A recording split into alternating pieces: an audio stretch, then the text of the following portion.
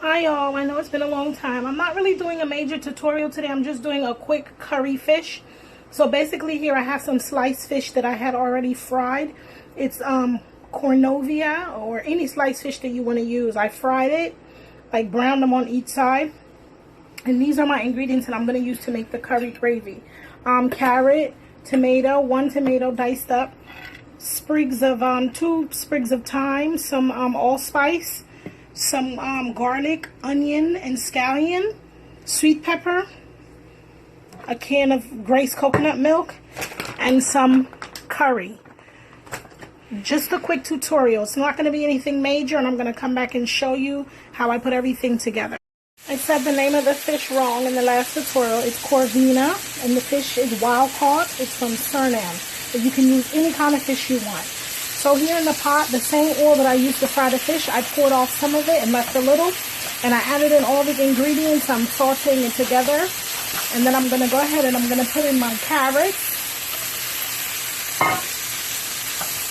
And I'm going to put in my can of coconut milk. I added in my coconut milk. I also added in my curry powder. This is the one I use in case you're not familiar with my videos. I use 1 tablespoon of this. And I'm just going to let this saute on a low heat for about 15 minutes. And then I'm going to add the fish back in and let it cook down. I also am going to add in 1 pack of this just for seasoning because I didn't put a lot of salt on the fish. And I'm just going to let it cook down and marry. Stay tuned.